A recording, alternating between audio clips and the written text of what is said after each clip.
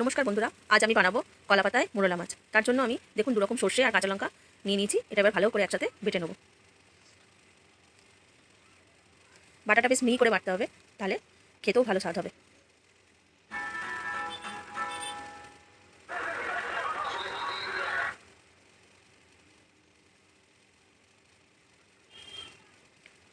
আমি মশলাটা ভালো করে বেটে নিয়েছি। এরপর আমি মোরলা মাছগুলো ধুয়ে রাখা ভালো করে ধুয়ে রাখা মোরলা মাছগুলো নিয়ে নেব। এর মধ্যে দিয়ে দেবো সর্ষে কাঁচা লঙ্কা বাটাটা, যেটা বেটে রেখেছিলাম, ওটা দিয়ে দিলাম। এবার দেবো হলুদ গুঁড়ো, মিহি করে কেটে রাখা পেঁয়াজ কুচো, আর দিয়ে দেবো কুচানো টমেটো আর কটা চিরা কাঁচা লঙ্কা।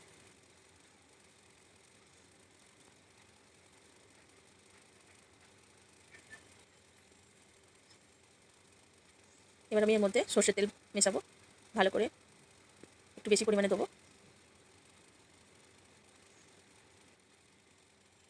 দিয়ে আমি একসাথে এটা মেখে নেব।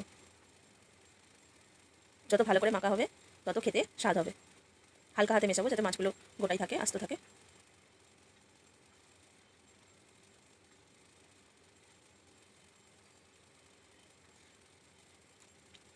আমি এর মধ্যে একটু আলুও অ্যাড করব, কুচানো আলু,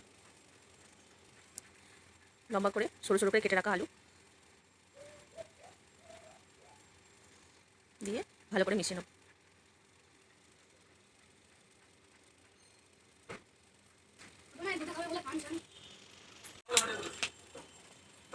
ভালো করে মিশিয়ে নিয়েছি। নুনটা আমি এখন অ্যাড করবো না, আমি নুনটা খানিকক্ষণ পরে অ্যাড করবো। এবার আমি একটা কড়ার মধ্যে কলা পাতাগুলো বিছিয়ে নেব।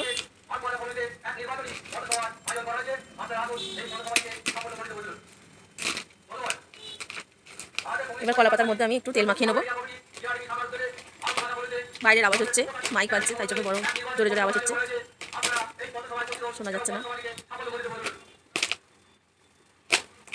তেল মাখিয়ে নিলাম। এবার আমি মেখে রাখা মাছটা দিয়ে দেবো।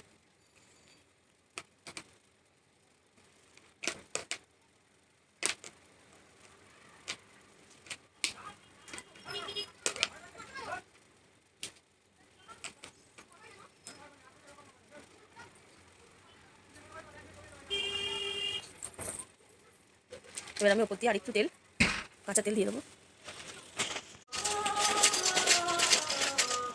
এবার আমি কলা পাতা দিয়ে এটা চাপা দিয়ে দিলাম, দিয়ে 5 থেকে 7 মিনিট আমি রেখে দেবো। এবার 5-7 মিনিট পর আমি একটু নুনটা মিশিয়ে নিয়ে আবারও ভালো করে মাখিয়ে নেবো।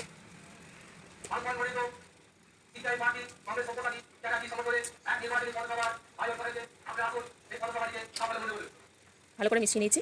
এবার আমি চাপা দিয়ে গ্যাসের মধ্যে বসিয়ে দেবো।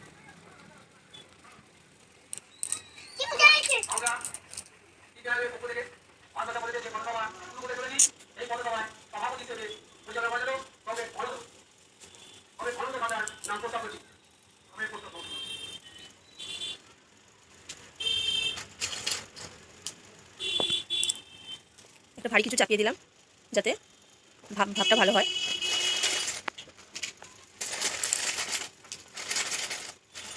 এবার 10 মিনিট পর আমি খুলে দেখব। দেখুন খুব সুন্দরভাবে মজে গেছে, খুব অল্প জল বেরিয়েছে, যাতে নুনটা আমি পরে দিয়েছিলাম। এবার আমি এটাকে আলতো করে উল্টে দেবো।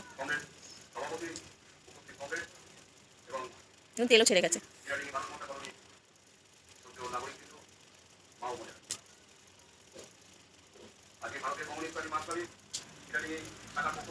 আবারও আমি এটা ভালো করে ঢেকে দিয়ে 10 মিনিট মিডিয়াম আঁচে বসিয়ে রাখবো।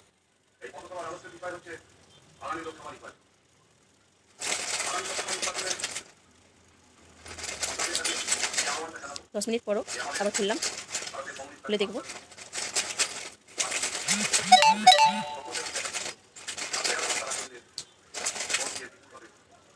প্রায় হয়ে গেছে, দেখুন তেলটা উপরের দিকে উঠে এসেছে।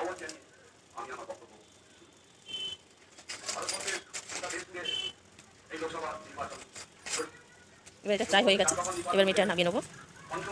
দেখুন হয়ে গেছে।